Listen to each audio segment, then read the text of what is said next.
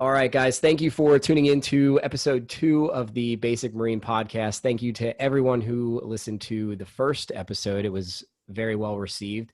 Our second guest is a guy that enlisted in the Marine Corps in 2002. He was a drill instructor from 2008 until 2012. And then he got out of the Marine Corps in 2014 and is now in the Army Reserves from 2016 to present. He was a Marine Corps drill instructor. He has 4 Marine Corps Good Conduct medals and a NAM. Sgt Parks. So welcome to the show. Hey, man, I appreciate it. I appreciate it. No problem, man. So I don't want to, go too deep into the whole, your story from beginning to end because I don't want it to make it like 4-hour podcast. But so kind of just give us like a background of like, obviously you went in 2002, like I said, but why you joined the Marine Corps instead of any other branch. And then we can kind of take it from there to, I really just want to focus on your drill instructor time. Absolutely. So go ahead, man. Yeah. So, man, honestly, it started off in the Air Force recruiter's office. I went in there, sat down. He had me do the practice ASVAB, and he was like, "Okay, yeah, not too bad. I like for you to get a couple more points higher." I was like, "Okay." At that at that time, I had just came home from college. I was going to college in Chattanooga, Tennessee, and I was working 3 jobs at one point, and I was like, I'm 21 years old, and I need to get the hell out of my parents' house. My father was still active duty, stationed on Lejeune, so I'm ready to get the hell out the house. So I walked right out of the Air Force recruiter's office, made a right into the Marine Corps office. I glanced at the Army. I was, hell no. Just off top, I was like, no, not doing it. So went into the Marine Corps recruiter's office, told him, what I was there for, and he sat me down, did the practice ASVAB. Okay, good to go. From there, went to Raleigh to MEPS, did the ASVAB there, made it by the skin of my teeth to enlist in the Marine Corps, and the rest is pretty much history, man.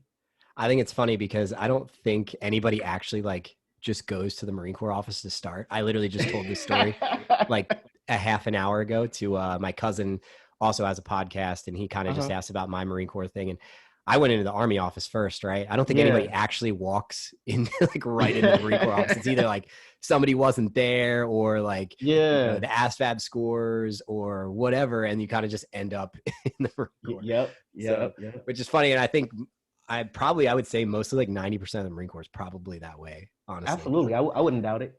I wouldn't doubt it at all. So I really just want to touch on your drill instructor time because I think it's a very taboo job as far as like lower enlisted guys. You know what I mean? I mean, basically from like E1 to E3, you're pretty much like that is the mental scar in your head, from for sure. When you're in that lower. And then once you get to like senior Lance Corporal to NCO, you're like, all right, now I'm on to like, we're in the fleet, we're doing stuff, so yeah. And you don't really like, I know we kind of connected back at the TT gym at Lejeune, right, when we were working out, like we got out and we were like, oh shit, that's Sgt Parks, like let's talk to him. So, and it, because most people, you don't really get to like, we've stayed connected pretty much since what, like 2013 2012, since now. And I got done with boot camp in 2010, so we've stayed connected pretty well, which is awesome. But Absolutely. A lot of people don't get to ask their drill instructors like what it was like, or the tough questions that people want to know. It's all rumors, you know what I mean? But yeah. And it's funny because I don't know if you remember First Sergeant Thompson. Yeah.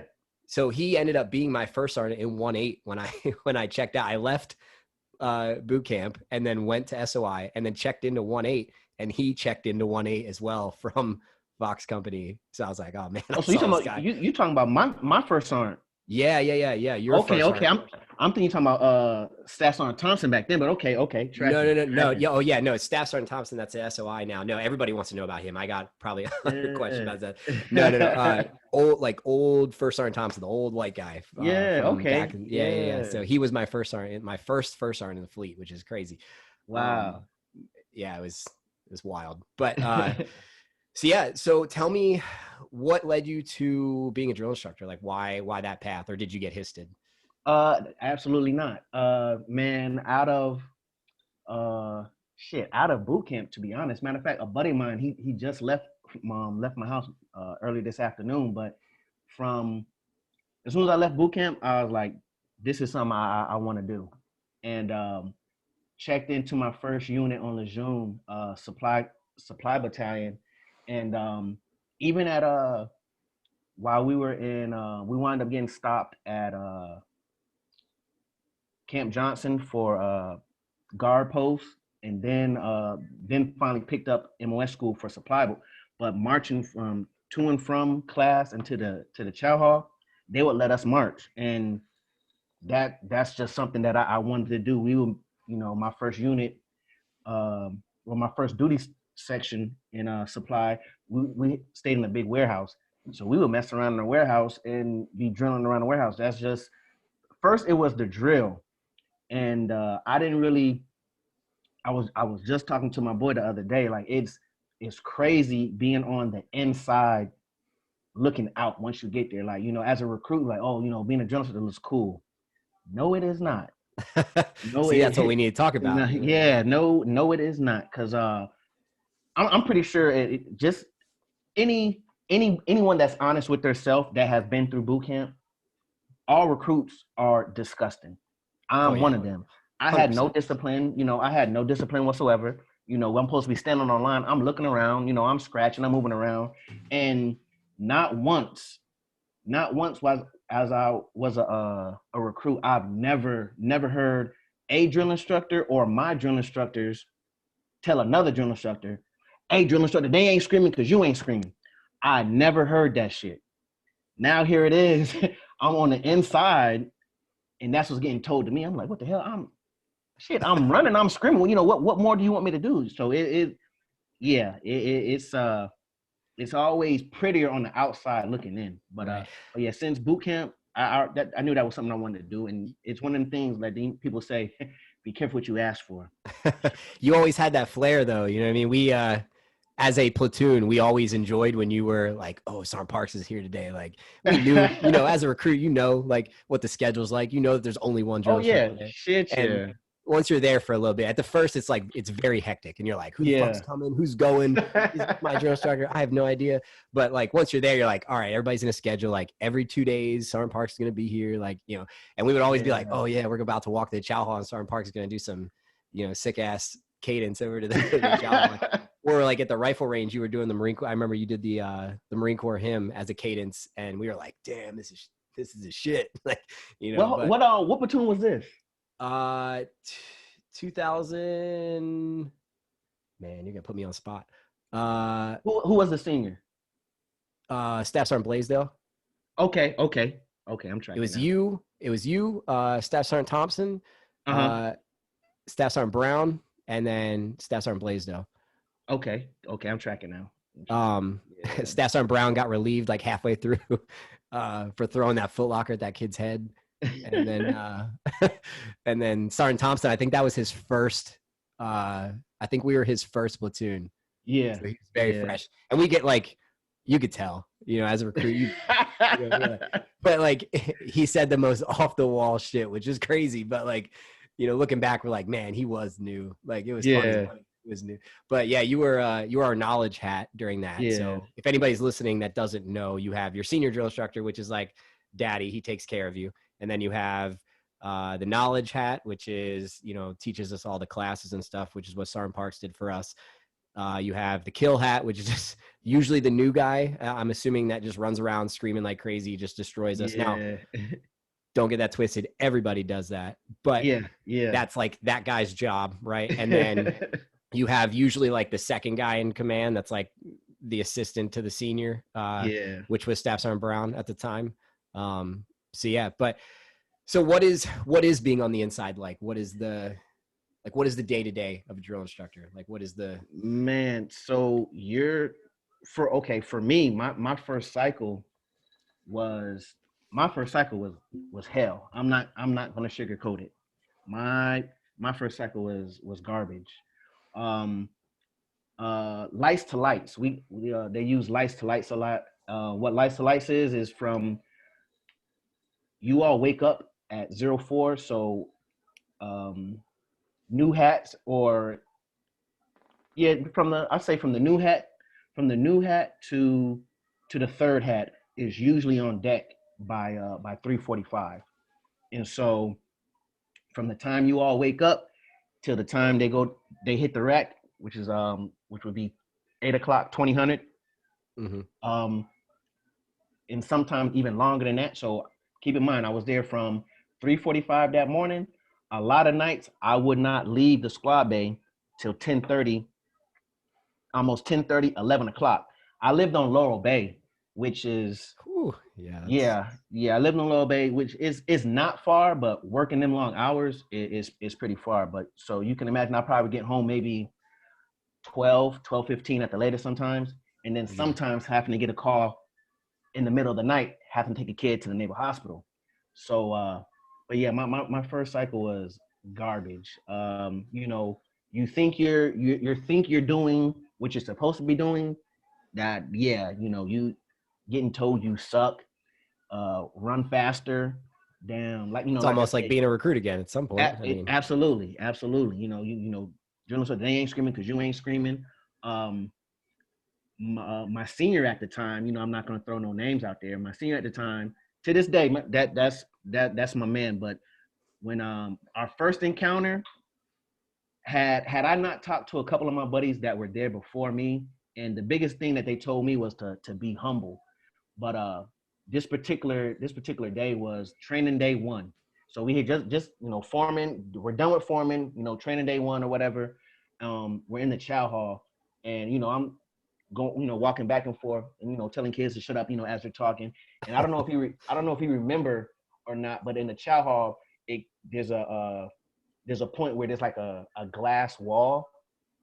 You can yeah, right when you walk in, right to the yeah, right. yeah. Yeah, So there was a kid. I had already told him to shut up once, and he was still in line running his mouth. So I couldn't get to him.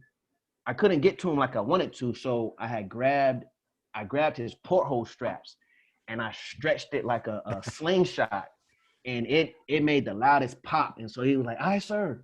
So I went on about my business, and where they finished with chow, and they had a class at the RTF, and so I'm already at the RTF, just standing on the sidewalk or whatever, and I see him get out of formation. I'm like, what the fuck? I'm like, oh shoot. So they tell you anytime you put hands on the recruit or whatever, they tell you to make sure you tell the boss. The boss being the senior or whatever. And so which I didn't do. I didn't think none of it. It's like, okay, I pulled his porthole straps. Okay, whatever. So he he talks to the kid. I see him talking to the kid or whatever. He goes in the RTF. So then the boss comes out. He's like, hey, who was messing with the recruits? And I was like, oh, I said, hey, boss, that was me. So he was like, it's training day fucking one. Blah, blah, blah, blah. He's like, you know what? He said, hey, take your cover and your blouse off and go roll around in the pit. I'm like, the fuck? Is he serious? So no way, bro. yeah, I'm dead ass serious. So I'm like, okay. So I take my cover off. I undo I undo my duty belt. And he was like, no, no, no, no, no, don't worry about it. Somebody might say something. And so that's he commenced to blast me. Now keep in mind, my first cycle, I was on a 5-hat team. Me being the 5th hat. So my boss, the heavy, and the 3rd hat, they all did Copenhagen. So now here it is, my boss blasting me. It's training day. Fucking, I got Copenhagen spit for one, and then actual Copenhagen on the side of my face. And so, like I said, the only reason why I didn't snap like I think I would have is talking to my boys. He's like, be humble. That's all I can think of. Be humble, be humble, be humble. Because there are cats that are on the drill field that are forced to be on the drill field. Me, on the other hand, I this is what I wanted to do since 2002. Here it is 6 years later, and I'm doing what I wanted to do. So I take that blasting or whatever, and we get the kids in the RTF, and as you know, once y'all in the RTF, all the hats leave or whatever, just to leave y'all alone For for the most whatever part. yeah, For the most part. for whatever class it is y'all may be getting or whatever. So I don't know if you remember in the RTF, it has like that little tunnel in the RTF or whatever. Yeah, yeah. But anyway, so he takes me in there, and we chop it up, and from there, like from that point on, we was good. But I swear that day, I wanted to duff the shit out of his ass. He probably respected you for doing it. You know what I mean? In all honesty, because you didn't have to as a sergeant. Absolutely, Yeah. absolutely, and that's one thing too. He was a staff sergeant at the time, so that was another thing. I'm all this time to get promoted to get in trouble while on on an SDA. Yeah. I was like, it's not worth it. But how long were you a sergeant at that point? Were you pretty new? Matter of fact, I got promoted to sergeant my last deployment, November 2007. I got my orders to the drill field before I even got home from that deployment. So I wound up going to DI school September 2008. So you just picked up then. So you were fresh. Yeah, I could see where that would be like all right, staff sergeant, like I'll fucking do this. Dead ass. For real. Yeah, for real. That's crazy though, because I mean you guys are getting almost treated like recruits.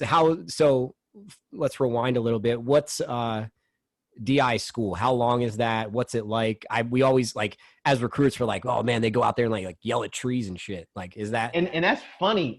Everybody says that same story. I heard it before I went, and then even once I got there, I heard it then.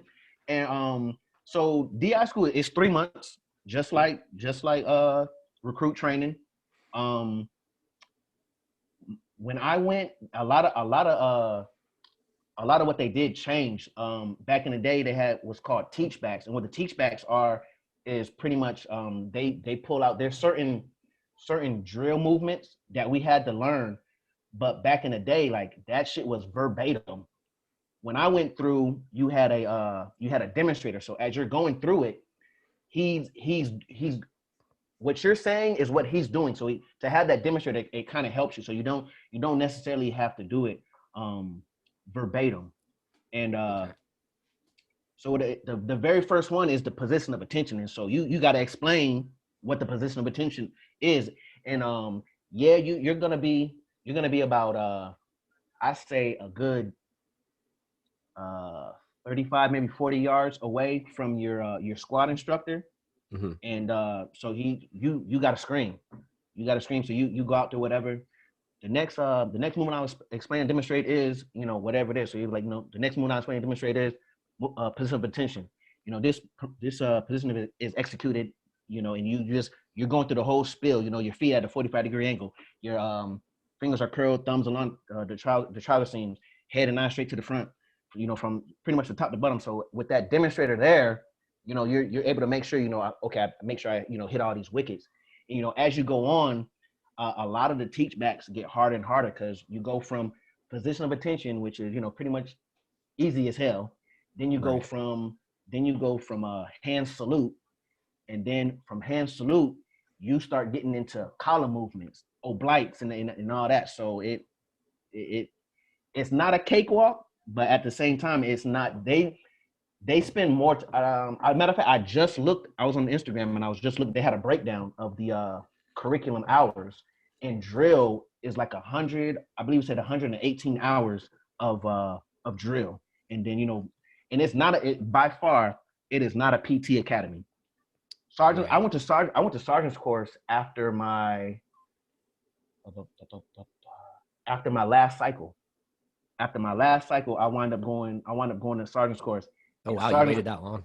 Yeah, sergeant's course was a breakout. Sergeant course is a PT academy for sure, but DI school, no, not at all. Which is weird because you, as much as you guys destroyed us, you would think, but you guys mostly are kind of at that point kind of stationary. But I did have Staff Sergeant Brown make me do a pull-up bar run one morning at like 3 a.m. and that dude could run. I just woke up and I saw my shoes on my Foot Locker, and I was like, man, what did I do? And I had gotten my wisdom teeth out 2 days prior, right? And they gave me a 48-hour chit. And so I was on light duty in the squad bay, and Staff Sergeant Brown woke me up at 3 a.m. I was like whispering. He's like, get your shoes on, bitch. And like, I woke up and I was like, all right. And for an hour, we just ran to like every pull-up bar, I feel like, because I couldn't PT for 2 days. So I had to make up for it, obviously. Yeah.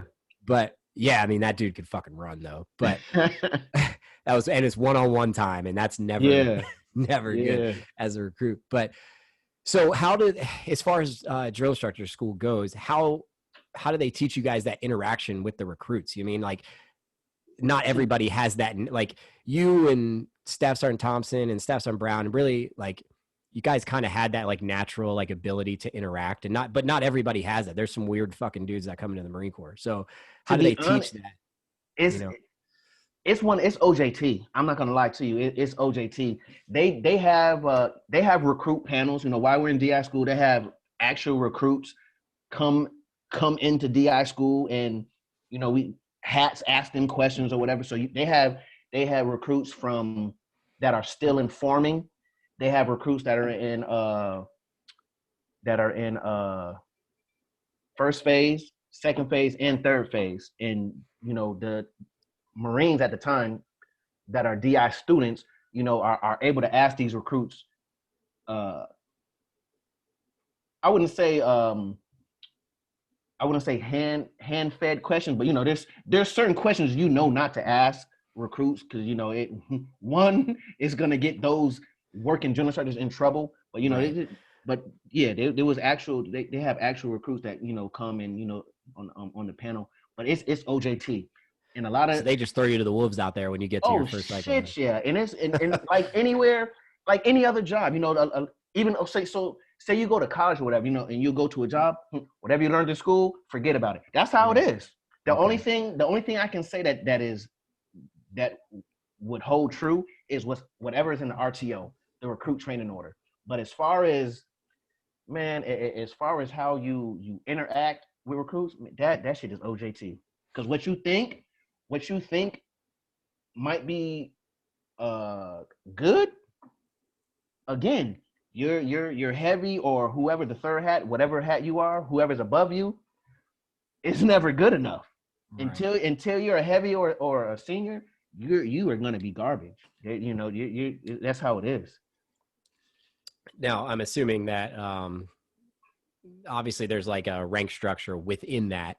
You know what I mean? Once you get to that, are you a kill hat first? Is that like your Oh, absolutely, yeah. first thing? From Okay. yeah, when you first get on your first cycle, you're gonna be the kill hat. The kill, like I said, my first cycle I was on a 5 hat team. My first 3 cycles I was on a 5 hat team. So I was a fifth hat, fourth hat, and then fourth hat again. But yeah, my first 3 cycles, so I was on a 5 hat team. Yeah, Yeah. for us, you were the knowledge guy, and you were very. I mean, you still fucked with us, but you were very much more laid back than the other guys. Which, Yeah, I got and that's funny because my second cycle is when things started clicking for me because mhm. my BDR qual, and when you're BDR qual, that's when you're the first sergeant sees that you know how to run the deck, and when you run the deck, that's from the time the very last event is getting y'all back into the squad bay by yourself and being able to get y'all in the head to hygiene, back online to get dressed and set up for SDI time, and then in the rack on time. So my whole first cycle, I was not BDR quad. I was not BDR quad. So when the third I'm sure it's hat, challenging, right? Because you have what 60 to 80 guys that you're trying to oh shit, yeah, get through all shit, this yeah, by and yourself. it So was even frustrating. So like I said, my first cycle was garbage, and I felt like shit. I'm thinking I'm doing my best. Even had my senior, he threw me under the bus to the recruits to get them to move. But yeah, my whole first cycle from from the rifle range on, I was lights to lights, lights to that's lights. I wild, man. yeah. So That's a good like. So for the people not in or that don't know or in another branch, the rifle range is what like halfway through second phase. I mean, that's yeah, so you're yeah. like I think we had like just put boots on before we went to the rifle range. So at first, when you're in recruit training, you go from basically civvies when you first get there, and then you go reception, which is where you get all your gear and all that shit, and then you get your head shaved and you kind of just walk around aimlessly, not knowing what's going on, and then you get camis issued to you, but you have no name tapes because you haven't earned the title yet. You have no, like, you just write your laundry number on the tag and hope you get a blouse back that fits you, and you wear your shoes, right? So you don't get to blouse your boots or put boots. Well, you put boots on, and then you get to blouse them eventually. But you don't put boots on until about second phase, right? Is usually like first phase you're wearing Go Fasters, which is shoes. Second Mhm. phase you're putting your boots on. Third phase you get to blouse them. That's kind of the breakdown. But yeah, I mean that's second phase is. I mean, if you think 13 weeks divided by 3, so you're doing that for what, 6 weeks or so? I mean, Yeah. halfway through. Well, first forming forming is you get introduced to the drill instructors on that Friday. Mm-hmm. So Friday, Saturday, Sunday, you're in Go Fasters. Training day one is with first phase. That's the first day you get to wear your boots. And I swear we wore shoes way longer than that, man. I swear. yeah, the first 3 days, and then Maybe it just felt like forever. oh, Probably. yeah, because a lot of times y'all are coming in as early as Monday night. So Monday night they start rolling in, and y'all don't get dropped to us until that Yeah, I got there on a used to be that Tuesday. So I had to okay, wait like a yeah. whole week, bro, in forming. I sat in those formings, and they don't let you sleep or do anything. Like they're just like, here's a box chow, hang out. Like, Yeah, and it's yep, wild, man. Like dudes are passing out, like standing up and stuff. But yep, yeah. so yeah, I had to wait like a whole week. But I remember Staff Sergeant Blaisdell was like, nope, you guys are acting like shit. Go put your shoes back on. You're not wearing boots. So Yeah, yeah. we changed back a couple times. What's the theory behind that? What's the A lot of times, it's more so to motivate the platoon back into where they should be. It's like, okay, a lot of times I don't remember if Stats on Blaisdell ever furrowed the guidon, but when they furrow the guidon is they roll it up, so nobody yeah, knows put the who. rubber band on it? Yeah, Mm-hmm. so nobody knows who that platoon is, and Yeah, they so did that to us once. but yeah, just to it's more so as a motivational tool. You want to act like shit. Okay, you're gonna go back to forming recruits at wearing damn go fasters. At It's the embarrassing too because you're at the range, right? absolutely, You're going to the absolutely, chow hall, right? And they're like, "Oh, put your go fasters back on before you get to the chow hall." And then drill yeah, instructors, you can march them over, and we're like, "What the fuck? I thought we were good." yeah, Like, and then we get there, and we're just like, all hands in our heads, like none of us wanted to eat. Like it was embarrassing, you know what I mean? Because then you yeah, got these these dudes that are finishing up at the rifle range, about to go in the third phase, and they're doing their thing, and so yeah, it's wild. But absolutely. so you get past your first one, right? You're getting treated like crap, like a recruit again. You said it started to click. You said what, like your second or third My platoon, or second platoon. Yep, okay, and I finally get BDR called, and so that first night getting BDR called, it's tradition. Whatever night you get BDR called, guess what? You got duty for the night. It's like, oh shit, I wasn't expecting that, but wind up having wind up having duty for the night. But my biggest thing, and I would tell anybody that's listening that is active duty and thinking about going to the drill field, when you learn how to have fun with it, it becomes easier. And people are like, how the hell can you have fun? You don't understand. Like, once again, when I said when it started clicking for me, when you're standing there, you got a grown man damn crying from just doing push-ups. Like, and I don't know if I said it to the platoon you was in, but I used to tell recruits, your pain is my pleasure. You know what I'm saying? Like, it's almost, in a weird kind of way, like hats get off on how many recruits they can break off for that day. And so Staff Sergeant Thompson did this thing, right? I forget who he was fucking with or whatever. I forget the kid's name, unimportant. But this kid was crying, right? And he pulled his hat off and he put it underneath the kid's face and he said, "Go ahead and drop a tear in my hat." And the kid was still doing his thing. And then the kid cried, and like one or two tears fell on his hat, and he just put it back on slowly and was like, "I own you now, bitch." And then yeah, just slowly we walked did. away. And that kid for the Yeah, rest of the time was like, "What the fuck?" yeah, and that's the thing. Like, once you learn how to, once you find your niche, you do certain things, like, and all that right there is well within the RTO. He didn't put his hands on the recruit. He might have broke the distance or whatever, but it was nothing malice to it. But once it clicks for you and you find out how what you do, how recruits react and don't react to what it is you may be doing, it is you can have a blast with it. You can have a So blast with it. I want to back up to what you just said. Uh-huh. The RTO, right? You said no putting hands on recruits and there's a Yeah. distance rule, right? I Yeah. know every time we were like, when we were running back from chow or doing whatever, it was like 1 arm's distance, motherfucker. Yeah. So Yeah. like, I can promise you that the whole time there was no distance rule. I can promise you. With Yeah. Steph, Yeah. now Steph's Brown, retrospectively, probably a great dude. At the time, we were all scared shitless of him because he had a pretty decent temper. Steph Sergeant Thompson always was just wild. I could tell it was his first one because he was fresh and he had the energy, right? Yeah. And you were just like, go ahead and be an asshole. I'm just gonna fuck you up later quietly. But because like you were just like, I'm not gonna waste my energy on this. We'll just do it later. That's fine. And we were Yeah. like, sometimes even that was more scary because it's more like when your parents are like, we're not mad, we're disappointed, Oh right? shit, It's yeah. like, You rather get so, that tongue lashing. so Yeah. like, but then I promise you there was no distance or no, like, because that's what Staff Sergeant Brown got, let go for. And, whatever. I mean, should you thrown a footlocker at a kid? Probably not. But like, it's like, it's the Marine Corps, man. Like you're not there for, whatever. Yeah. So can you explain like what the rules are for the distance and the quote unquote Man. not being able to put hands on people?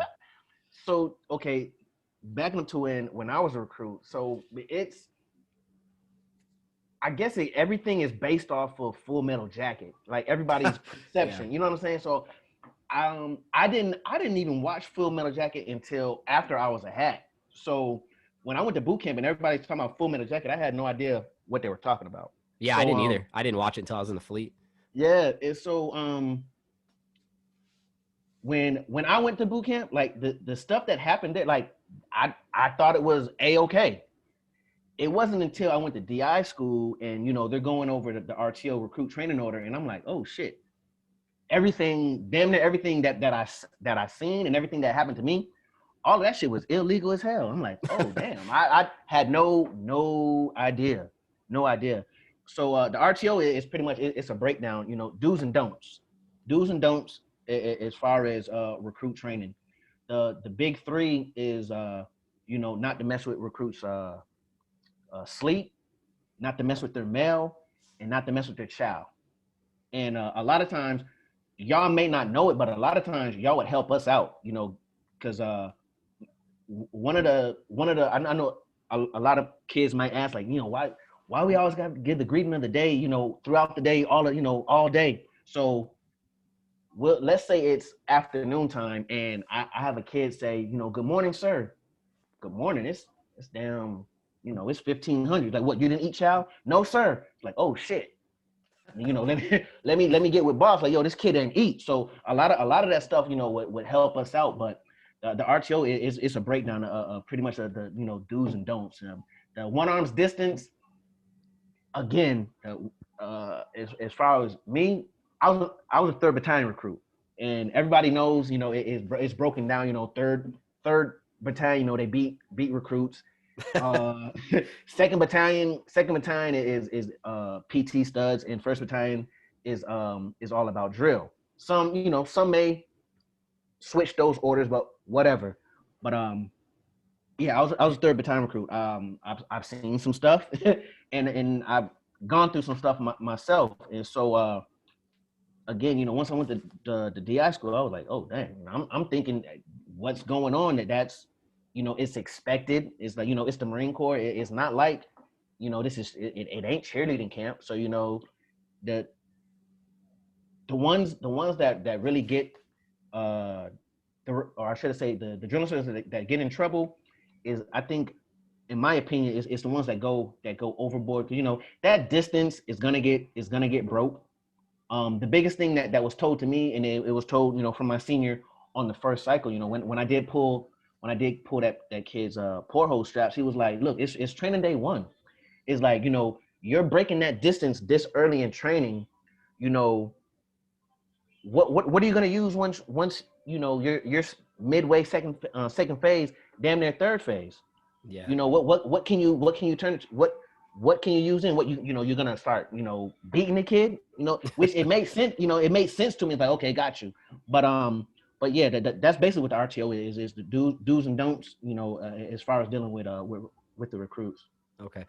And from that, what's so biggest difference from when you went through in 2002 to like, let's say when you were a drill instructor in 2010 or 8 to 12? I'd say 10 because that's when I went. But The biggest thing, man, biggest difference anyway, uh, or as it has pretty much relatively stayed the same as far as like, obviously it was a lot more handsy. I'm sure every year it's like, oh, you guys had it easy. Oh, you guys, yeah, oh every shit, class says yeah, it. I can, yeah, I But can as far imagine. as like the like the training or what, the schedule or, Uh, what you and notice being a recruit versus being a drill instructor, that kind of thing. the biggest one that stood out for me is for my crucible. We didn't do the night hike because of L5, which is lightning within 5 miles. And Mm-hmm. so my first time doing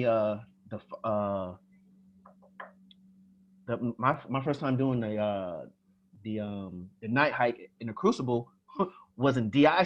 Well, no, not let me back up. Was my first cycle, which which was a break off. Like it was a break off. I'm not gonna lie to you, but that I would say that's the biggest thing for me because I didn't go through that, so I wasn't, it's not, I could talk shit, but at the same time, like I really couldn't talk shit because you know they're doing it for the first time, I'm doing it for the first time, but at the same time, it's like I'm a drill instructor. I can't let them see me, hurt. Can't let them see me, being Right. tired, But yeah, that was, I think that was the biggest thing for me. So us as recruits, we all like when you guys were hiking us back, right? Because that hike is a break off. We were like, man, these dudes are running around. They don't have anything in their packs. They got pillows in there, man, just to fluff it up, right? So that's even at SOI when I went to infantry school, it was like, man, these instructors don't got shit in their packs until they were like, I'll dump it out right here. You guys are just being bitches. But like at boot camp, we're like, no, there's no way those dudes have something in their pack. They're just fluffing that shit, or like maybe like an MRE or two to keep them so they got food. But is that true or not? Or do you guys do a full packing list? Man, I'm gonna tell you what was told to me. The training is for the recruits, not you. So you take Okay, you take I'll it for take what that it's however. worth. So it's You take true. it for what it's So it's worth. true. That's all right. But you at that time though, right? You're like, man, these dudes are running around like Yeah, broke off, bent over, can't breathe, doing this whole tired as shit. And you're like, what the fuck am I doing? These dudes are running around like crazy. Like I thought I yeah. was in shape. Like, but then like during Marine Week, you sit down and you're doing your things. You guys let us alone for the most part, but you're like, man, those motherfuckers didn't have shit in their packs. But Yeah. that's all right though. That's all right. But going into that, so I have a couple questions from the Instagram. Yeah, I seen one, and that kind of, I was like, I don't So know how to answer that, but I'll try. the yeah, I'll ask you. I mean, if you don't know how to answer, that's okay. So one was, how hard was it to assimilate back into the fleet after being drill instructors? Because anytime, like for me being in the infantry, right, we're a very close knit group. It's Yeah, very like, hey, if we're not in the field, like don't fuck with us. Like if we're in the field, we're doing our job. If we're on deployment, like we're good. yeah, But like when we got first sergeant Thompson, it was like, for me, it was kind of a better adjustment, right? But my seniors were like, oh, fuck, we're getting this first sergeant from the field, or, oh, we're getting a new staff sergeant that's coming from the drill field. Like, how was that going back in to the fleet? And how did you kind of adjust to like, all right, I can't yell at these kids like recruits, you know what I mean? So I'm yeah. sure there's a little bit of an adjustment there. Um, I mean, for me, like anybody that knows me, I'm the type like it. You're not gonna cause me to have a fucking aneurysm. You know what I'm saying? So it being on the drill field. So my second cycle, they used to call me Snoop Dogg from my my series gun used to call me Snoop Dogg. That's how, like, I ran the deck, but not like how he would run the deck. I ran the deck. Recruits moved. Recruits responded. Recruits screamed.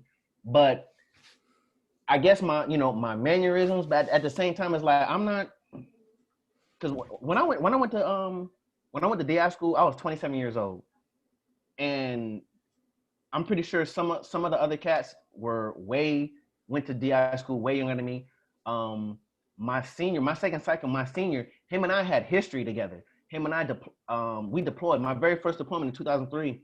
he was my SOG. I was on guard duty, my first deployment. So him and I had history together. So, here it is, 2000, 2009, that's, damn near 2006, 6 years history. And so he knew who I was. He knew my dad. My dad was a master sergeant or whatever. So it's just how I move. Like I said, recruits move, recruits responded. I got shit done, but it's one of them things. Is you just have to find your niche. Right. You really do. Yeah. Yeah. I mean, you were very, well, I'd say laid back compared to the others. I mean, like I said, you still mess with us, but you were more laid back. We could tell like, oh, like he's like kind of a person, like he has this, so I'm sure it was a little easier for you to get back to that fleet life. Absolutely. And even when the first unit I checked into after being on the drill field was second tanks. And I told him, I was like, second tanks at Lejeune. Yeah. So you can only imagine. We blame those dudes for everything. Yeah. So, and I told him, I said, look, you all are Marines. You're not recruits. I get it. Just don't take me there. Just supply. I don't know if there's listeners out there, whatever MOS you may be. In my opinion, supply by far is the easiest MOS in the world. I'm not even gonna hold you. Like when I went through, school was 12 days, minus the weekends. 12 days? MOS school was 12 damn days. If you know how to add, subtract, and multiply, that's serviceable, that's not serviceable, you're good. You are good. So supply was easy as shit. And so, I told him, just don't take me there. You do your job, we're money. You know what I'm saying? So I'm leaving the drill field. I was 32 years old when I left the drill field. It's like, I'm married. I got three. Well, actually, at the time I had two kids. I had two girls at the time when I left the drill field. It's like, I'm not about to have y'all give me no damn heart attack. You know what I'm saying? I'm not about to, whatever's not in my control, I'm not about to stress over that shit. Right. Yeah, that's good. I feel like there's a lot of guys that go back to the fleet afterwards and they have that, I don't know what if I want to call it like an ego, but like that attitude. No, I would. Fuck that. Yeah. Call a spade a spade. I definitely would. And in a sense it is. It's like, hey, like I'm fucking in charge. It's like, well, like, you're kind of not, because I seen it. But even before I went to DI school, I seen it. My first unit, second supply battalion, second supply company. I saw it. A couple staff sergeants coming off the drill field. I saw it, so I absolutely understand where you're coming from. I would call it. And then another one was, do you think the training at boot camp is getting better over the years, or has it kind of stayed stagnant? As far as like, I would assume that this person's asking like if it's adjusting to our current, warfare climate as far as the training goes. Because obviously when you were in, it was very different times right after 9/11, Yeah.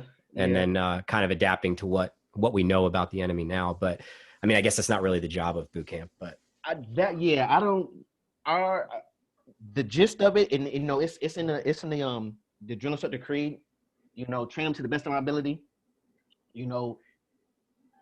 physically fit, basically, and it's ironic. This is the name of the podcast, Basic Marine, basically train Marines. So it's not the drill instructor's job to get into the the nitty gritty as far as what's going on with the times. Our job is to basically train them. Can they shoot? Check. Can they run a PFT? Check. Can they run a CFT? Check. Can they take tests? Check. You know what I mean? So and can they swim? Everything else is going to be whatever that individual chose to do as a for their MOS.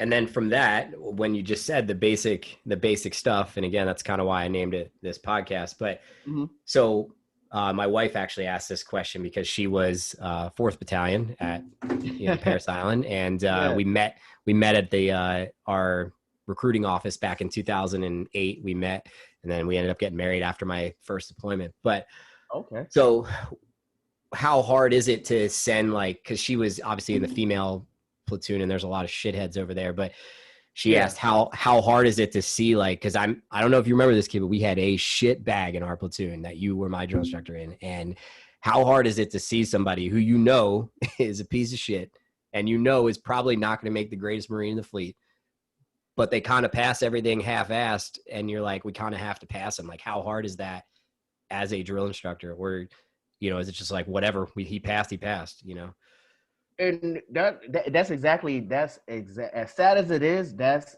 exactly what it is. You know what I mean? And it's so you have your graduation requirements for boot camp.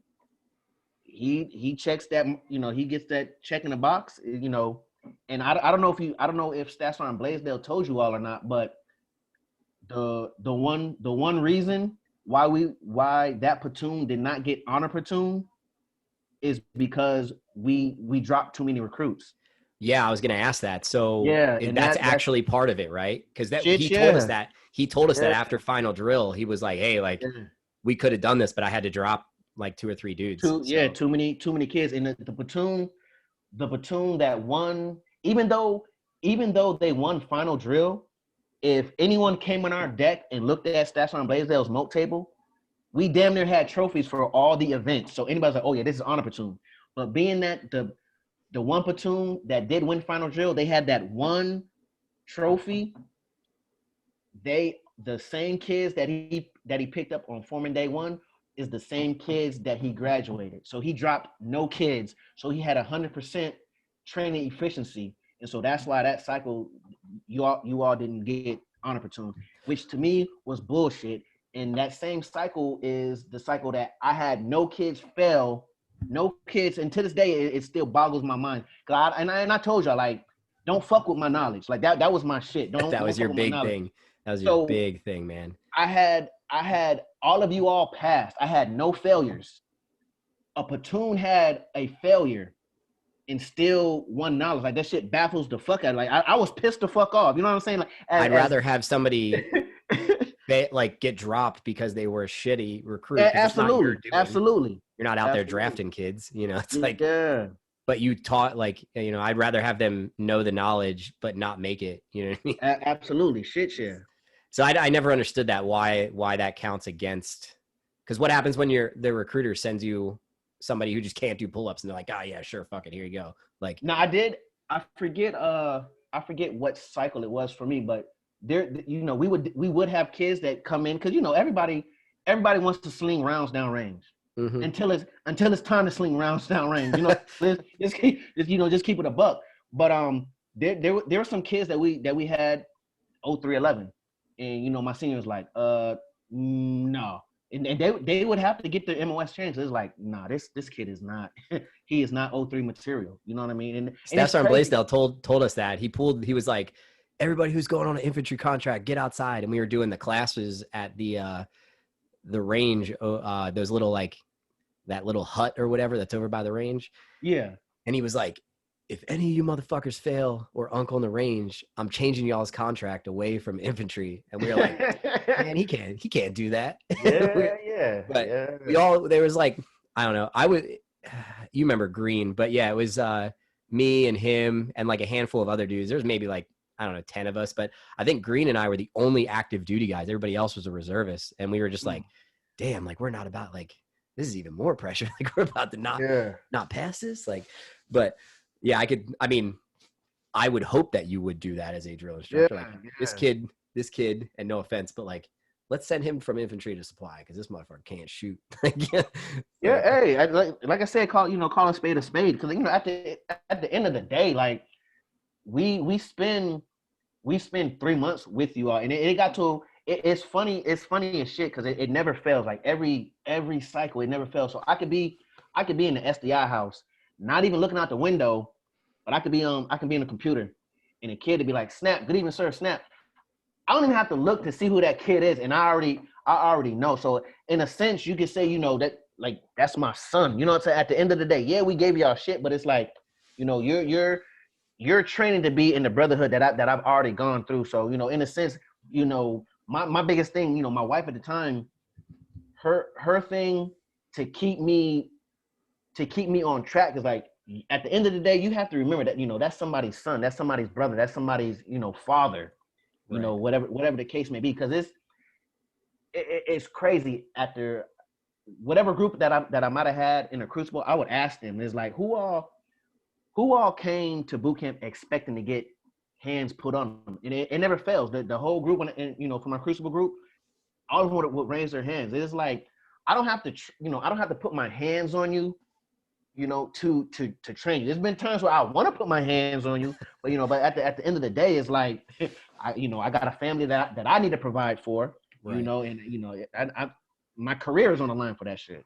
Yeah, I think as recruits though, we don't see that far ahead. You know what I mean? Like, oh, this dude's got a wife and kids, right? So like, if he puts his hands on me, if that's his career, that's his paycheck. We don't think about that. We're just like, not at all. It's just like automatic. You know what I mean? Like, Yep. oh, he told us to go to the bathroom. We need to get out of the head in like 10 seconds. You know what I mean? But like for us, we're like, is he going to put hands on us tonight? Who knows? But like, so like, we don't think, obviously we all have that, in the back of our mind, because it doesn't happen 100%. I'm sure it still happens to this day, even though it's probably a lot more lax. I mean, obviously I haven't been to boot camp in like 11 years, but I would assume that it's still relatively the same, because the guys that are drill instructors now are my peers. From what I've heard, as far as on the drill instructor side, it's gotten ridiculous. So I can only imagine on the recruit side it's gotten even more ridiculous. And I can see the change even before I left Paris Island, because here it is. I got back from I graduated my last platoon in September. I went to sergeant's course. That October of 2011, and I got back from sergeant's course. They were in mid cycle. The Fox company was in the middle of a cycle, so I wasn't even a training hand. I didn't wear a duty belt or nothing. I worked out of the trailer, and pretty much I drove recruits around. Need to go to medical, shit like that. And when I really started scratching my head is, keep in mind, like I said, my first cycle, I'm getting home 11:30, 12 o'clock at night to get calls in the middle of the night. Hey, I need you to take this kid to the neighborhood hospital. Now, here it is. I'm done. I've got my DI ribbon and everything. Like, I'm done. I'm just waiting to execute orders to go back to Lejeune. Right.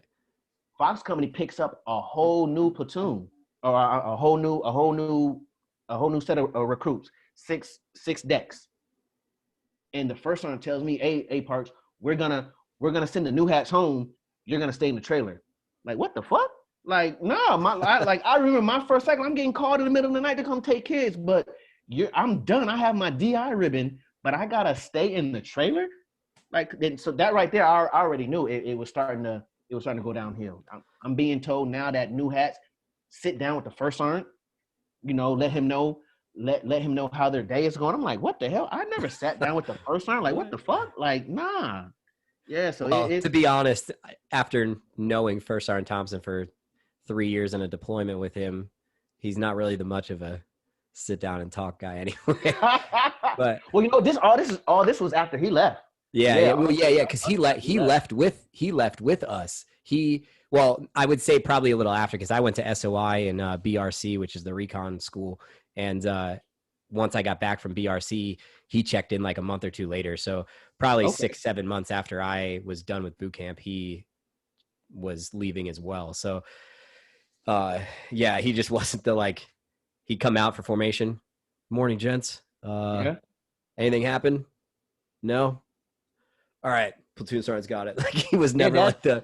And as funny as it is, that's how he was with us. As long as we wasn't beating recruits, that's exactly how it was. Yeah. Yeah. The only time I ever saw him at boot camp, the only reason I knew who he was because Staff Sergeant Brown did whatever it was, and then we were supposed to go to chow, and I think after he did it, he was like, "Fuck." and Yeah. he made us all like get down. I don't know where you were because he was teaching us knowledge, so I don't know if you had the day off or if you were doing something or whatever. But so we all go downstairs and we're sitting outside and it's cold as shit. And it was like one of the days where it was like randomly snowing in like December, January, whatever. And it was like very little like snowflakes, and we're all out there shivering because none of us have warming layers on. I And we're don't know. standing Snowing? Yeah, I don't know where the it hell I was was at. it was bare it was like bare like a dust. Like I'm from Pennsylvania, so for me it was like nothing, but these kids from like Yeah. Florida and Mississippi were like, oh shit, like this is snow. And we're like, this is, it's not even it's like melting when it hits the ground, right? So Yeah. Yeah. so we're standing out there like trying not to shiver. He's yelling at us for moving in formation because we're shivering, right? We're at port arms with our rifles, right? We're just standing there, and he tells us we're doing some drill movements outside. I don't, for whatever reason it's freezing, so he's obviously just messing with us. But we're about to walk to the chow hall, and he tells us to do the bolt to the rear, right? When you first get there, you're like, oh, I can't pull this thing to the rear. This thing's like 200 pounds, right? And then when you go to leave, you're like, oh, this is so easy. But so we're doing that, right? And this kid keeps messing up. And he comes up and he just slams this dude's knuckles against the rifle. He's like, fucking pull it back. And this kid's like, aye, sir. And Wow. I remember the kid because he ended up getting dropped because he couldn't take it, man. He cried all the time. It was like a whole thing. But so this kid, it was like easy pickings for you guys. And so First Sergeant Thompson's coming, because when you go down those steps outside, right, where our squad bay was, the company office was like right there, right? Yeah. And First Sergeant Thompson was coming out to go to his truck and leave, and he was like watching Staff Sergeant Brown do this the whole time. And like we were all just like, well, I'm not saying shit because I'm not about it. So we're just watching him do this, right? Because his back is to the company office. And then he just yells, he's like, drill instructor. And Staff Sergeant Brown just was like, oh, like you could just see it in his face. He was like, yeah. dang. And he was just like, get over here. And he's like screaming at this dude. He made him go to parade rest in front of us and everything. We were like, damn. And he yells at him to get into the company office. And he's like, what other drill instructors are with you? He like asked our guide, and our guide was like, Staff Sergeant Brown was the only person, with us today, or whatever it was. And we're all just like, damn, we're about to not eat. Like that's the only thing we can all care about. And so First Sergeant Thompson marches us over to chow, right? He sits us down. He's like, take as long as you want for chow. I'm sure he called one of y'all in. I think he probably called Staff Sergeant Blaisdell. And the rest of the day, we were like, we knew something was up, because the rest of the day, Staff Sergeant Blaisdell was like, go sit on your footlockers and do your SDI time. And it was like 5 o'clock in the evening. Like we had like 3 hours of this shit. And we were like, man, we're about to get smoked tomorrow. And then the next day, First Sergeant Thompson came in and was asking everybody about what happened and all this stuff. And then he pulled that kid and then we all had to go get interviewed by those lieutenants and everything. And it was like a whole mess. But yeah, but that was, they kept that on the hush hush. Cause I didn't catch no wind of that. Yeah, it was like, I think we were in like second phase. I don't know, but it was cold. We graduated at the end of January, so it had to be December time frame. So probably like second phase, beginning or end of second phase. But was like that might have been when we was at the Marine Corps ball. Cause maybe, it might have been, because it was Staff Sergeant Brown was supposed to be there for like 2 or 3 days, like him and Staff Sergeant Thompson, and that was it. And because I think that's the cycle. We kind of, you know what? Fuck it. I'm a civilian. Anyway, me and Staff Sergeant Brown did not get along. So after Staff Sergeant Blaisdell, between Staff Sergeant Brown and Staff Sergeant Thompson, I had more cycles than both of them. So we didn't get along, and so we had went to the ball. Again, Staff Sergeant Blaisdell being the boss, I already talked to him. So the ball was in Hilton Head. Me and my wife, we had got a hotel room, so I wasn't coming back to Beaufort. And so he wound up, there were some other hats that we wound up going to breakfast together or whatever. And he was like, hey, you coming to work? And I was like, boss said it was good. What you talking about? You know what I'm saying? He was like, so we just taking days off? I didn't even bother to reply to that text. I came to work the next day. It's like, shit, boss said I was good. I don't, no. Yeah, you the heavy, but Yeah. you don't call no shots. But we didn't get along. Yeah. He was gone for like 4 or 5 weeks after that. We didn't see him for until we graduated. I think it was a long time. Mm. But yeah, I don't know whatever happened to it. But yeah, they were all like, has Steph Sergeant Brown ever put hands on anybody? We're all like, nope, because he's about to come in here and fuck us up if we tell him that. We're like, nope. But and then they're like, has any other drill instructor? We're like, nope. Answer the questions. All of them are nope. We're like, no, no. And they're like, well, something happened because y'all are down here talking to this lieutenant that we had never seen before. We had to go Yeah. down to that like random like empty squad bay and go do like interviews, everybody. And which I'm sure just messes up the whole training cycle. You know what I mean? Because you can't be out Yeah. drilling missing kids and all that shit. But Yeah. which is crazy. But so yeah, what was like your favorite part of being a drill instructor? What was like the like, oh, Uh, this is the shit I want to do? Was it drill, or was it seeing kids graduate, or was it it's crazy. So I didn't see the whole big picture until I went on quota. And when I went on quota, I worked at receiving. So from the time them cats get on Paris Island, the yellow footprints, I I somewhat introduced them to what's going to I don't teach them. I show them how to make their rack. I show them how to set up their shoe display. Now they're whatever drill instructor that was working that deck, whatever heavy that had that deck, he taught them how to make their rack. He taught them how to set up their shoe display, and all that. But throughout that cycle, I would recognize the kids, or the kids would sometimes recognize me before I would. Like, oh, hey, at that time, they're just got back from the crucible, so they're calling you by your rank, and so it's like, hey, Sgt Parks, you remember me? You drop, deck, whatever, and to see the transformation, like to me, that was most rewarding to me, and even as a working hat, once I went back to my company, well, let me back up. Before I even went to my company, my second cycle, uh, my platoon wound up graduating a day after my birthday. So I had a lot of family. I had a lot of family in town. So they got to see a little bit of what I was able to do. And I had a kid stop me right after graduation. I had a kid stop me in front of my wife, and he was like, I just want to thank you for what you've done these past 3 months for me. And I think my wife at the time, she was, she made it a bigger deal than what I took about. At the end of the day, I appreciate it, but it's just seeing the transformation and knowing that you made a impression on an individual's life, for the better, and knowing that you're giving him the stamp of approval, to in my opinion, even though I'm in the Army Reserves, which is one of the biggest fucking pills I've had to swallow in my life. Like the Marine Corps is probably the finest fighting military force that the U.S. has. You know what I mean? So that to me, seeing the end result from the beginning, that's the most rewarding thing for me.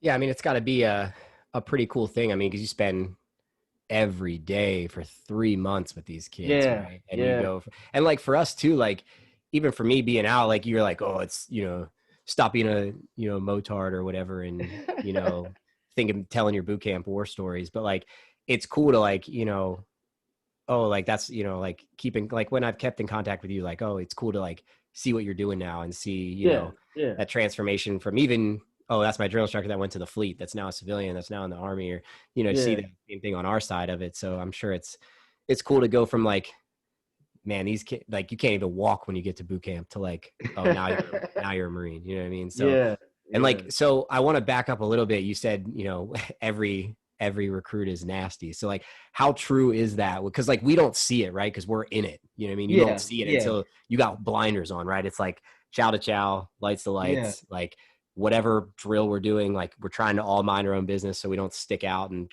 draw the attention of you guys. But like, how true is that? Like, are we really like gross Now, people, or like what is the, because you guys say okay, it like every 10 words, so so that I guess that's like I guess you say a catchphrase or one of those it just sticks. Not nasty as in like hygiene or whatever, just Like undisciplined though, right? undisciplined. Yeah, you're not you're not accustomed to military ways. So Right. like I said, even when I was a recruit, and so we're the biggest thing that we were told in DI school, like a recruit's job is for a drill instructor to find what is wrong with him.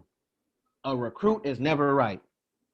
Your feet are never, you know what I'm saying? Your feet are never at a perfect 45-degree angle. Your palms are never rolled back. Your thumbs are never on your, it's our job and it's your job. It's your job to make me work. It's your job to find something that's wrong with me, sir. You know what I'm saying? It is almost in that aspect. And I tell a lot of my friends that I was in the Marine Corps with that didn't go to the drill field, like if recruits only knew, like recruits have DIs by the balls. Little do they know. And then the reason why I say that is because once you're sworn in at MEPS,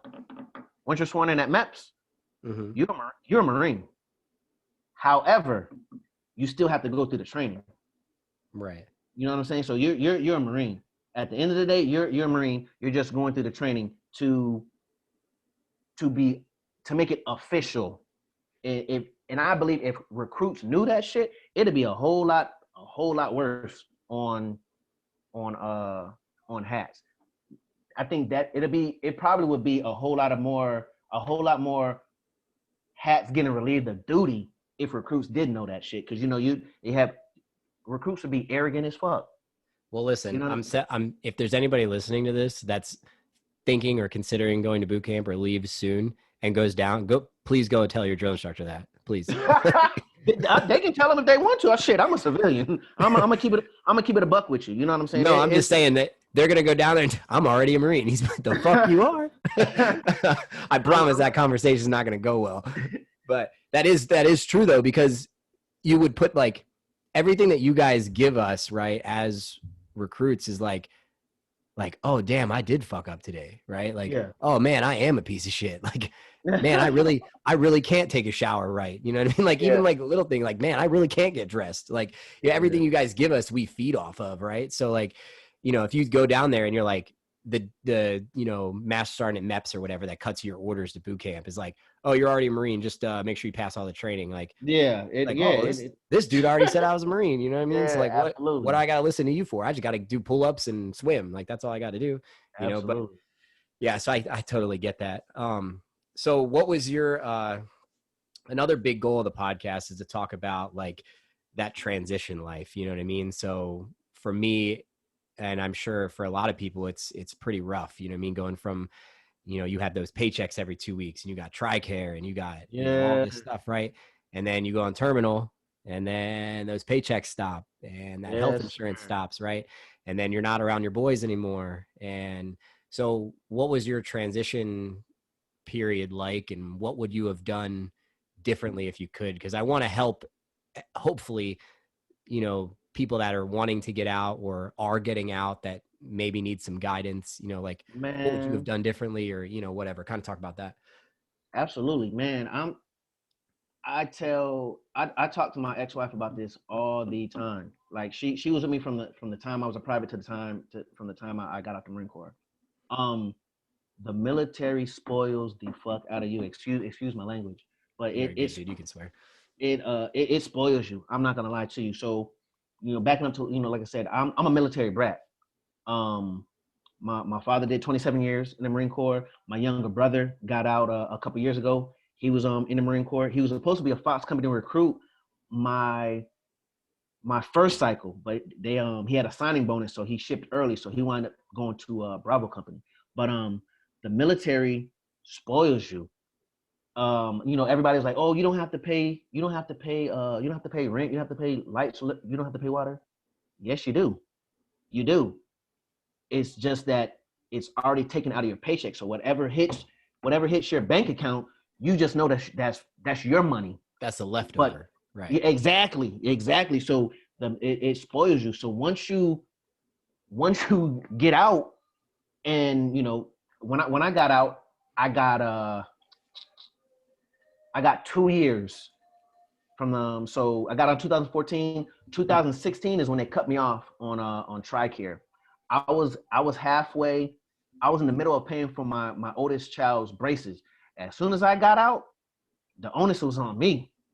And I tell everybody, like, the Marine Corps spoils you for real. Like, it's ridiculous. So once you get out, you're not used to paying, especially if you've if you come in to go to boot camp, or you go into the military fresh out of high school, whatever. You're not used to paying no bills. No, Your mom and dad absolutely. pays that shit. You know what I'm saying? Mm-hmm. So you don't have to worry about no rent. And to me, it was like, out of sight, out of mind. It's like, it's being paid. It's just it's automatically, it's already being taken out of my paycheck. So I don't have to worry about that shit. But Right. as soon as you get out, you're in the real world. You got to pay rent. You got to pay water. You got to pay utilities. This, that, the third, or whatever. But yeah, it does spoil you. And I had to find out. I found out the hard way. 2000, 2016, I found my ass homeless, man. You know what I'm saying? I found my ass homeless, and I had to I had to tighten up. I didn't get my stuff together till about damn 2017, maybe mid 2017. I was able to I used some military resources, but however, nobody really wants to put their pride to the side and is like, shit, I need to reach out for some fucking help. But Right. yeah, the military spoils you. That I can say. What was your reasoning for getting out? Why was you Man, with so your I dad don't being a careerist and all that stuff? Why'd you decide to get out? okay, so before I answer that question, I'm gonna tell you what was told to me by a first sergeant. You can love the gun club as much as you want, but the gun club is not gonna love you back. Mm-hmm. If you can't what's the word I'm looking for? If you don't understand that statement that I just said, then it's just not for you. But Right. man, I I'm think by that's I think far. that's one thing that people don't understand is, like, when you get out, like, nobody gives a fuck about you. You know what I At mean? Like, all, at all. You might as well say you was in fucking prison. right. You're a fucking number. Because you could, You're a like, fucking number. I could go back to 1-8 or 1-3's company office right now, who I, gave blood, sweat, and tears for on Yeah. deployments, right? And I could walk in their company office and be like, "Hey, what's Who up?" the And they'd fuck be are like, you? "Yeah, get the fuck out of here." And you're like, Who are "Wait a you? minute." Yeah. Yeah. And people don't understand. And that's like a hard, like, getting out and transitioning. That's like a Yeah. hard thing to swallow. You know what I mean? Like, what And do you in the Marine Corps, don't care? is all absolutely, absolutely. And the Marine Corps is all I know. Mm-hmm. Yeah, it's The Marine I Corps was is all I fucking know. Like I said, my pops was in. I'm sorry. Go ahead. no, you're good, man. Go ahead. You're good. Yeah, what I'm saying. So the Marine Corps, is all I know. My pops was in, did 27 years. Him and my mom put me on to corporal in 2004. Right. So that's all I damn know. And what is I'm gonna say pin me on the first time. So for What'd yeah. you do? What'd you do? Because I got busted down too. Yeah, so not it, it is what it is. If you don't want to I'm talk not. about it, you don't have to talk about it, No, man. no, you're absolutely fine, man. Yeah, as being your drunk. So I'm not gonna hold. I'm transparent. So anyway, I got busted down for adultery and being UA. The UA bit. I I probably I should have took the UA bit before I took the adultery. But Right. that's neither here or there. But so anyway, 2005, I got busted down, and so me thinking I'm getting back on the right track. Came back stateside. I got promoted to corporal that next year.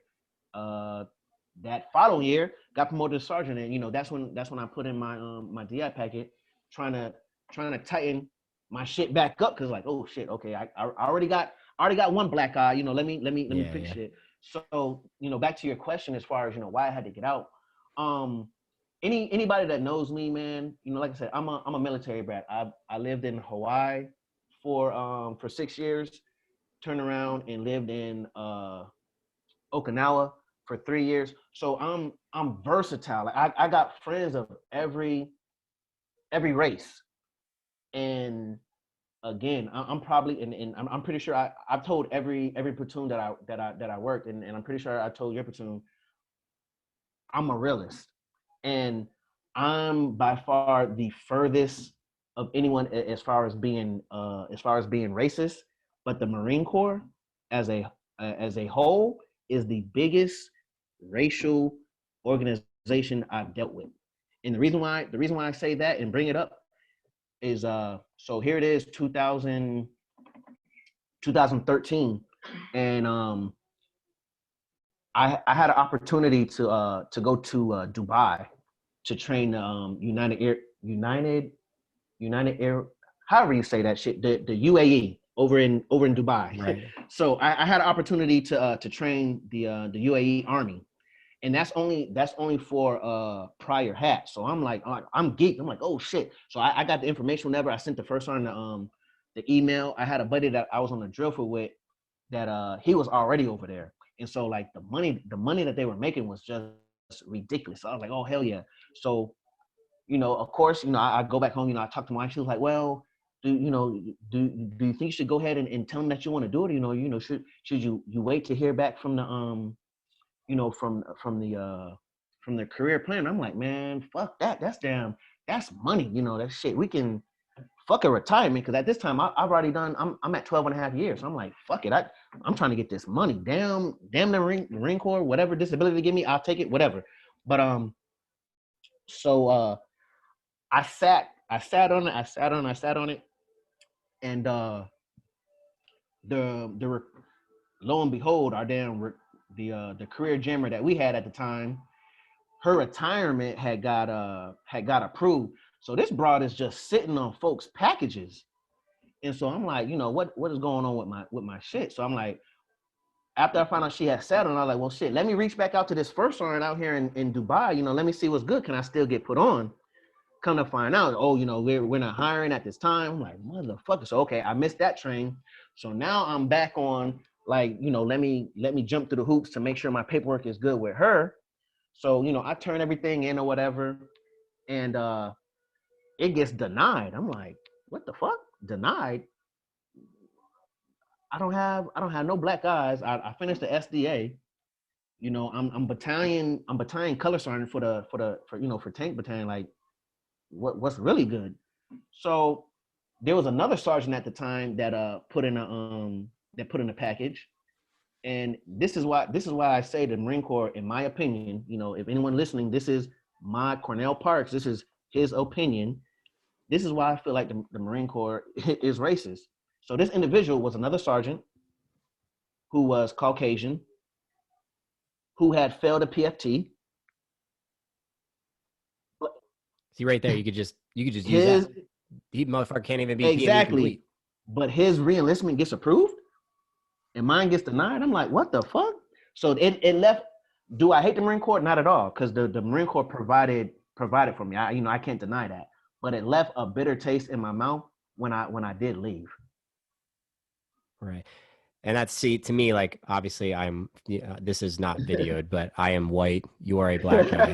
Like, I'm very naive to Yeah. that. You know what I mean? I grew up in a town in Pennsylvania. I mean, my high school was like 1/3 Spanish, 1/3 black, 1/3 white. So for me, it was like, that was never like anything that ever Yeah. even Yeah. got brought up to me. And then until like the first time I had an issue where it got brought to my attention was I was in the fleet, and we got this new kid, and he was from some backwoods town in Alabama or down south somewhere.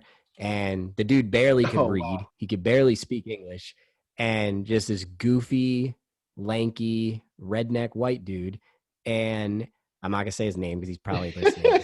Whatever. But he just would use the N-word in conversation, and we were like, bro, what the Yeah. like, you cannot be saying that. Like, what are you doing? And my platoon at the time, I mean, I think we had like 2 black kids, right? But they were both our seniors. So like we never really talked to them anyway, because you never really talk to your seniors, but especially not in the infantry. But like we were like, bro, you can't, like, who talks like Yeah, that? And he had never, and his whole time growing up, the first time he ever saw a black kid was in the Marine Corps. And we are like, are you kidding me? yeah. Like, And it's funny. like It's to, funny that you say that because I had my second platoon had a recruit who never who has he was never around black people before. So here it is. He's in boot camp around black recruits. His senior drill instructor is black. His fourth hat is black. His fifth hat is black.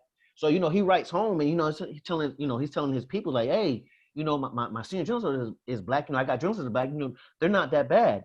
And I felt bad for the kid because none of his family came to graduation because he had black drill instructors. Like, and I here it's at this time this is damn 2000. This is 2009. It's like, damn, you never. yeah, but see, I mean, that Yeah, on the other side of the sword, though, I mean, it's kind of a good thing because he could have went generations and generations with that absolutely, attitude, absolutely. and you guys and your positive effect on him at the end of the day, and the happiest day of his life was probably shaking the hands of his black drill instructor getting his EGA. Oh, You know what I mean? absolutely. I wouldn't So doubt. like that to him was like, oh damn, like even those, the letters that you said, I mean, that's like his parents were probably like, oh, fuck that, whatever, like, being stupid. But for him, you changed his whole perspective on life to a complete Yeah, 180. You know what I mean? So, and I could see it because there is kids like that. You know what I mean? And then they end up yeah. staying in long enough, and they end up picking up rank, and then they end up being people in charge, and then it's shit like what happened to you, which is unfortunately shitty because if anybody has ever met you, would say the complete opposite, that you were like dedicated to your work. And I like I said, I've only spent 3 months working with you because you were my drill instructor, but Yeah, I can confidently say, like, if you were in the fleet, like, you're somebody I would ride with, you know what I mean? For I your appreciate work that. ethic, Yes, what you sir. taught us, you could explain things, but also fuck us up. You know what I mean? Like there's that respect level, you know what I mean? Like, because Yeah. you see drill instructors walking around, right, as a recruit, and you're like, all that dude does is fucking yell and throw things. Like, no, I'm not going to listen to him.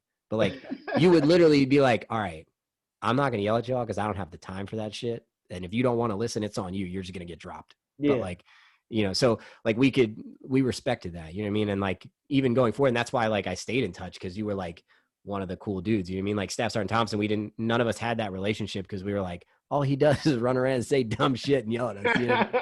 But like, so I think if anybody ever met you, they would say the complete opposite. Like, no, send that Yeah. dude because he's a good fucking dude. But Yeah.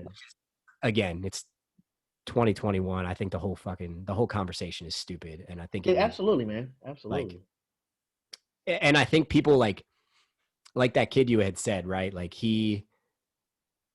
like at boot camp, I never really noticed what the color of any of our dudes in our platoon were. You know what I mean? Yeah. Like Yeah. that was never like, I couldn't even tell you what our platoon mate. I know like green and my rack mate, obviously, because we spent so much Mhm. time together. But like after that, it was just everything was a blur. You know what I mean? I keep in Yeah. contact with like one other guy, but like, you know, you don't really deal with that, right? And then in the fleet, it was like, oh my, like, because I was going to the infantry, which is a little more different than like, aviation or supply or whatever. Like, Yeah. this dude could save my life. Why would I be an asshole to him because he looks different? You know what I Yeah. mean? So, and people need to spend time with like in a locker room playing sports or in the military doing things like this, because like you could come from a town like that kid, and that could change your whole perspective. You know what I mean? And Yep. Yep. people don't realize that. And then you get these, entitled little kids that come in watching TikToks and shit, and they're like, oh man, this person looks different. I'm gonna be an asshole for no Yeah. reason. Like, Yeah. so, which is wild, which is unfortunate because I think you would have been great had you stayed in. But, um, so tell me, we'll wrap it up with your process of getting back in the Army Reserves and the difference, and then we'll kind of just leave it there. So Man. you said you went from um. being homeless in 2016, 17 to now you're in the Army Reserves, which I know we had texted back and forth a little bit about, but Yeah. So yeah, 2016. So the homelessness didn't happen until till August of 2016. So I enlisted in the army of February 2016 Okay. and had just checked into my unit in March of 2016. And it from day one, I again anybody that knows me, like I I'm not I can, but I'm not a dick. And going into that unit, I could have easily came, checked in and be like, I was in the Marine Corps, I was a drum sergeant, da, da, da. I did not come in there with that attitude whatsoever. I understood that the Army operates different, obviously. Right. Uh, Very um, obviously. Now that I'm sitting in it. they their lingo is totally different. And to this day, here it is. I've been doing the Army Reserves for going on 6 years. And to this day, from E5 to E8, everybody is fucking sergeant, and that shit irks the fuck out of me. Bro, I'd be, seriously, I'd be, I I'd be cannot damned. stand it. Yeah, I'd be damned. When Brittany first I'm a got back staff in, sergeant. Yes. when she first got back in, not to cut you off, but when she first got back in, right, she was a sergeant in the Army or in the Marine Corps. And then she went in and they were like, oh, we don't know if we're going to give you this rank, whatever. And she's like, I picked this up in the Marine Corps. I'll be damned if the Army takes it Yeah. from me. Yeah. So she gets back in and she's like, oh, hey, staff sergeant. Hey, sergeant first class. Hey, first sergeant, whatever. And they're like, what are you doing? And she's like, what do you mean? Like, just call me sergeant. It's all good. And she's like, well, you earned that shit. You know what I mean? Like For at real. boot Like camp, we're like, let you call a staff sergeant a sergeant and see if your life doesn't just end like that day. yeah, like You know what I this shit mean? is ass. Yeah. Or the other way around, like you're calling a sergeant a staff sergeant. They're like, oh, thanks for the promotion, but I'm gonna still fuck you up. But Exactly. It's funny you said that because when I was in DI school, my class commander was a gunny. I don't know. Remember, there's a course on the Crucible, Vigiani Strikes. Yeah. You know about Vigiani? No, huh? No, I'm But sure I did at the time, but it's yeah. been So he was he? I believe he was an O3, but he was one of my squad instructors in DI school. And here it is. He has a whole Crucible event named after him. But anyway, I bring that up because my class commander, who was a gunny, called Staff Sergeant Vigiani at the time a gunnery sergeant. He's like, no, I'm not the gunnery sergeant. You're the gunnery sergeant. And so I laughed. Here I'm in DI school. I laughed my ass off. But here it's a gunny. I'm pretty sure he's been in longer than Vigiani at the time. But absolutely, it's like that shit irks me. And even the whole it's so drawn out. Sergeant first class. So I'm to the point now. It's like fuck it. And where I really had the fucking attitude as far as dealing with the Army Reserves is like, they ask, they'd be like, hey, Sgt Parks, so what do you think? Is like, don't ask me what I think, and then when I tell you what I think or I give you my input, you have to remember this is the Army Reserves. This is the Army. We don't do the Army. Then don't fucking ask me my opinion or what I think. Don't ask me yeah. nothing. So If you want my opinion, I'm assuming you value that opinion exactly, and you would want to use it.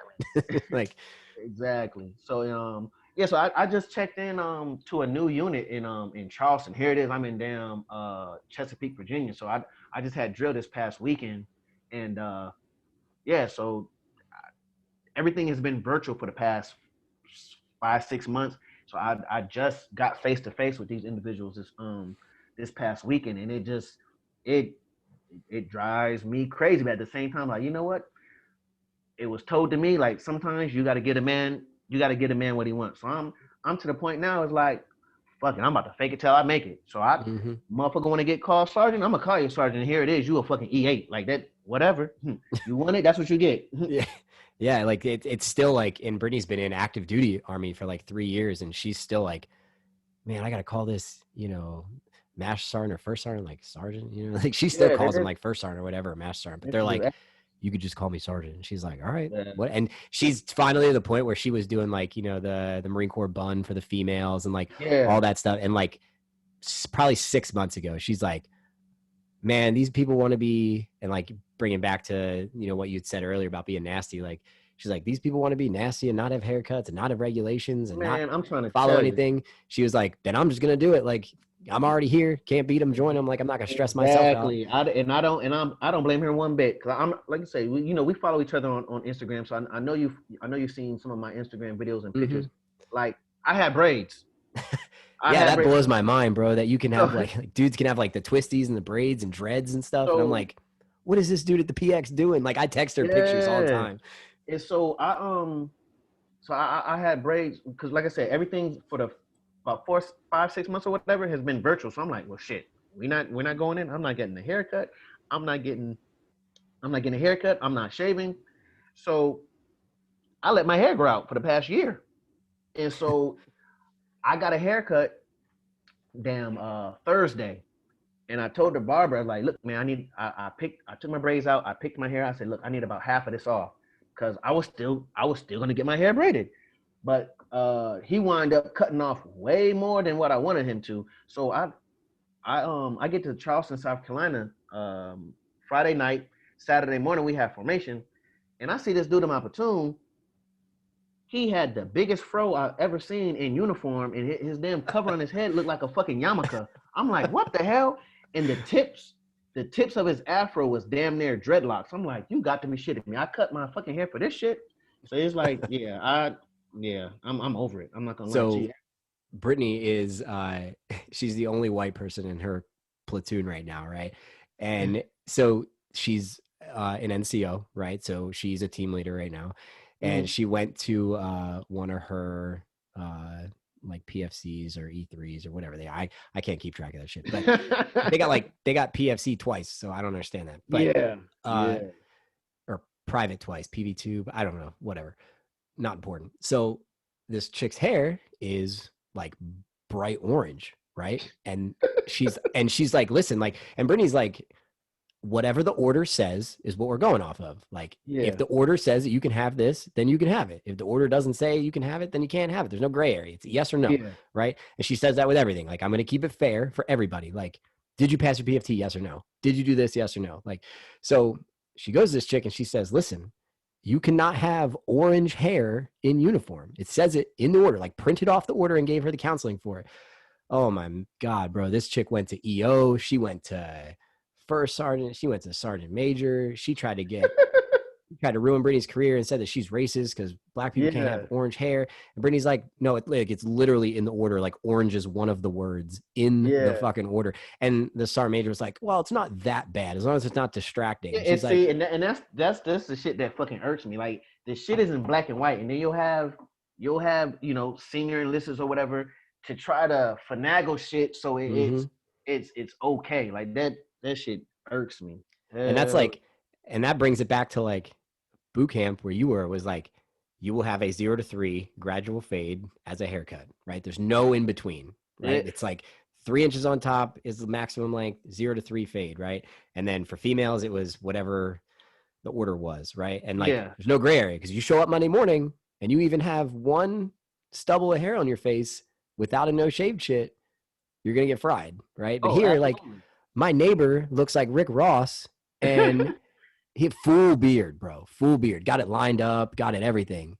And I'm like, man, like in the Marine Corps, dudes with no shave chits, like if they got it lined up, they would have to go shave. You know what I mean? Yeah, These dudes are hell like, getting their whole like, the whole beard lined up and trimmed and like, I didn't even know he was active duty because I live in off post housing and he just showed up one day in camis and I was like, bro, you're in? He was like, yeah, like a whole ass yeah. a whole ass E6. I was like, okay, I guess this is what we're doing. Like, Wow. whatever. And I just like, I would send, like, when we first got here, I would send her pictures from like the PX and be like, is this dude in regs? And she's like, I don't even know. Like, who knows? Yeah, and, Like, and yeah, I'm in the same boat as her. And it's wild.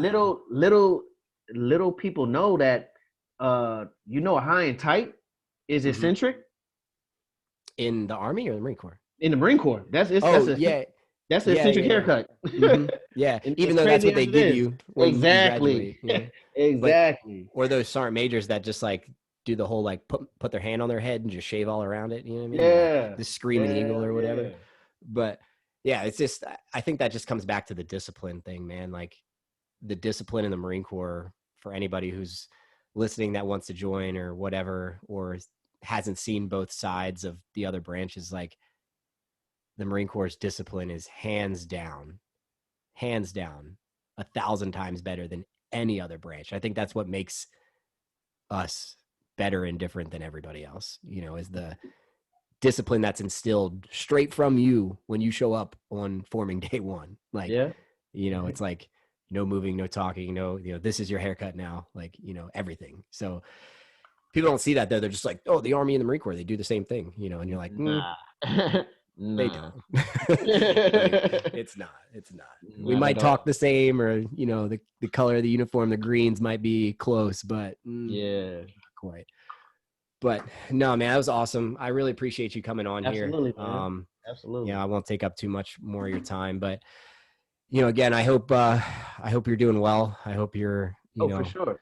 For going sure. forward and doing good things. When are you retiring out of that? Or are you getting out soon, or Man, I know we talked about it a little bit, but I'm honestly on the fence. I talked to a buddy of mine that I've known since 2000 since 2004, and him and we wound up being on the drill field together.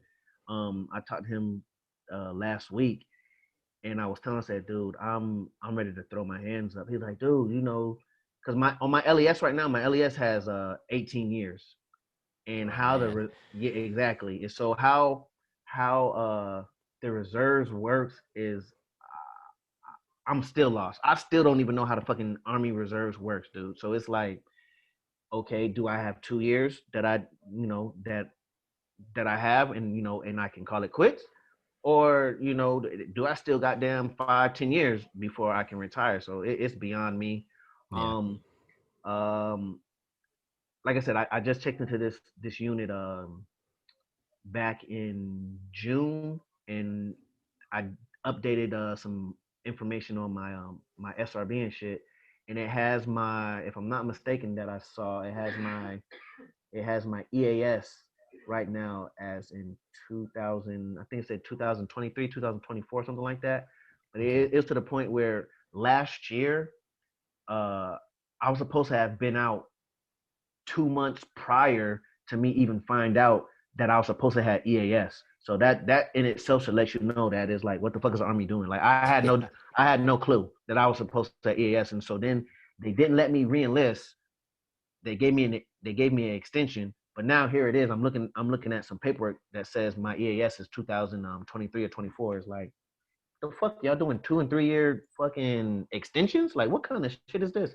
yeah. They So do some weird stuff, man. yeah, so I'm not sure, man. But I'm honestly, I'm ready to chuck the deuces. But if all else fails, man, I'm gonna try to drain them as much as I can. I'm in school right now, full time. I used the last of my GI Bill last semester, so I'm about to start using up some tuition assistance. So up until they tell me I got to get out, I may just go ahead and use it for that until I'm done with school. I got maybe a year and a half, 2 years left. Okay, that's awesome, man. Yes, sir. Well, hey, I wish you the best with it, and Absolutely, man. again, I appreciate you coming on, and Not a obviously, problem. we'll keep talking, but For sure.